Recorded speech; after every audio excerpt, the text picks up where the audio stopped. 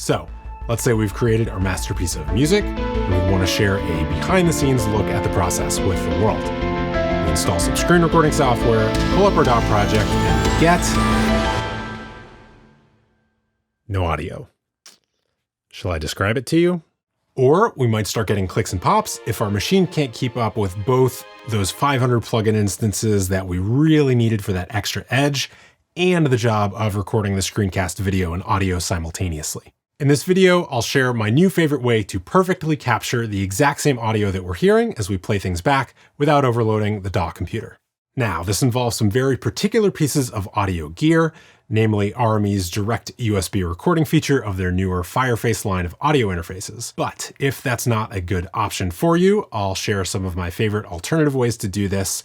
The video description has timestamps, chapter markers if you want to jump ahead, but let's get into it. Hey folks, my name is Eric. I'm a composer and software engineer. I know it's been a little while, but I've now got some great content lined up for this YouTube channel.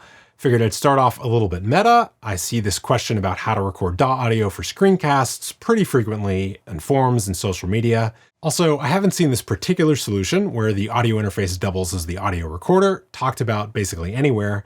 This wasn't even a thing on my radar. I was looking at audio interfaces for a completely different reason around setting up 5.1 surround monitoring, maybe a future video topic. But I noticed that these RME Fireface interfaces had 2 USB ports, and I wondered, hey, what's the second one for? Well, why don't I show you?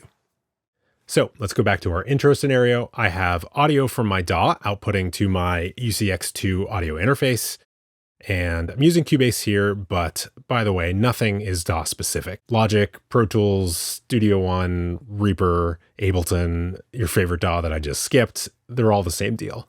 And today I'm going to be recording audio to a micro SD card. More on that in just a bit. I'll also use a simple USB adapter for it and plug it into the UCX or rather to this USB extension cable, which makes it much easier to work with in a rack. So I will pull up RME's Total Mix application and arm the channels that I want to record. So these two, which have my DAW's audio output coming through. And as a bonus, we're also going to record this voiceover mic as a separate audio signal. So I'll arm that also and hit record. Then I can fill my screencast and start playing things back.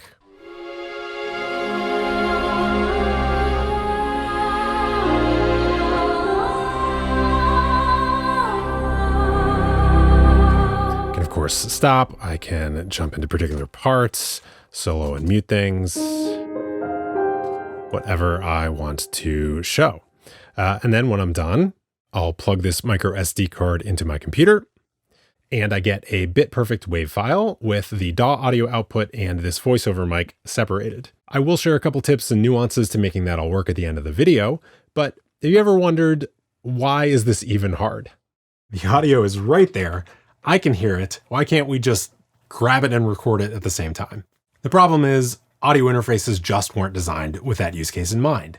They fundamentally have 2 basic jobs: get audio into the computer and then get audio out of the computer. And there's just no pause point in that process to grab things and record. Once the audio is gone, it's gone.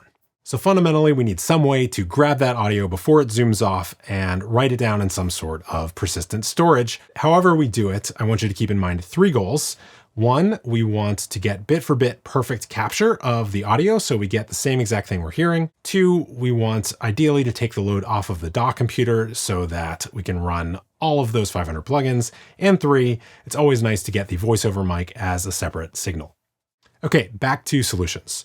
RME's interfaces are, I think, best in class, but they're absolutely not budget friendly. If you're a music or audio professional, I think they're completely worth it. As far as I can tell, they last forever, but I do realize it's not going to be a practical option for everyone. Let's quickly run through what I'd consider the next best options with those previous goals in mind. All right, we can group all the rest of these solutions into 4 main buckets. And importantly, the first 2 groupings are going to avoid the performance hits of recording audio on your DAW computer. First up, offline export. If all you want to do is hit play, run through your project one time from beginning to end, then this is a great option. Your DAW probably has some feature called Export, render, bounce, they all call it something slightly different. They all do the same thing.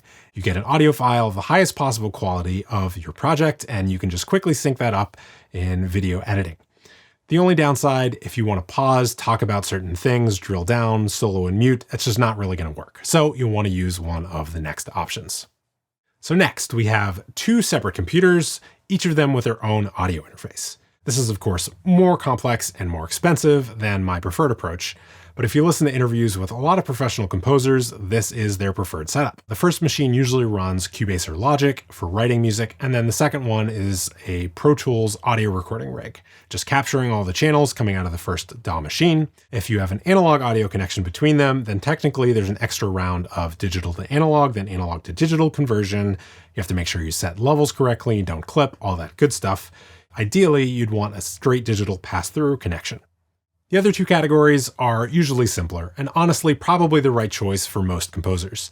Just keep in mind you are putting some extra performance load on the main machine, so if you run into problems that only happen when you're screen recording, this is probably why. So the key here is that audio interfaces will let us record audio inputs. So we just need some way to turn that output back into an input. The first way to do it is with a physical cable, meaning we go from an audio output and then plug a cable back into a different audio input. You can do this with two different audio interfaces plugged into the same computer, which is something a lot of people don't realize you can do. Or you can use one audio interface as long as you have multiple different channels, because you probably want to have one input for your vocal mic, and then this loopback will be in a second input. Then the last bucket is what I would call virtual loopbacks, meaning it's conceptually the exact same thing we're doing with the physical cable.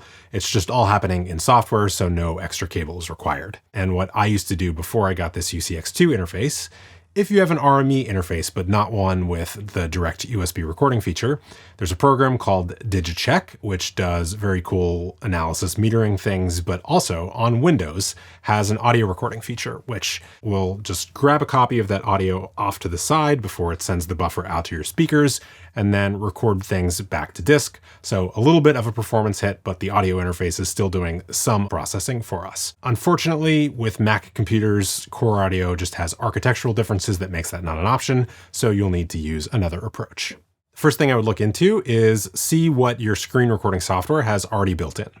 I use OBS, and it has something called desktop audio.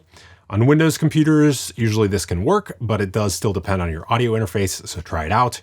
On Mac computers, you're probably going to get silence here, which just means you will have to try the next technique, which is to install something called a virtual loopback driver. On a Mac, you have a bunch of different options for this. My personal favorite is one called Black Hole, which is free and extremely flexible. But other people like things like Soundflower. There's also Rogue Amoeba. It's very popular. You can buy their loopback program directly, or before you do, check this list because they also license their tech to a bunch of other streaming and screen capture programs. Whichever one you choose, they all essentially work the same way. Within your DAW, you're going to pick that virtual device as your driver, or with Black Hole, you'll set up a multi-output device, then choose it as an audio input from your screen recording software. Then the multi-output will both send your DAW audio to the virtual loopback, and then forwards along the audio to your real audio interface so you can monitor it. Let me leave you with a few practical tips. First up is synchronization. So if we are recording audio separately from video, we need some way to put the two back in alignment. Luckily for us, there's a very old trick for this called a 2-pop or a sync plop. You've probably seen this kind of countdown timer before. The CalArts website has a nice little archive of these things that you can download, which I'll put a link to in the description. But what I do is I just put this into my DAW project a couple measures before the music starts. And after I start recording for the screencast, I'll pull up the video window, start playback from here.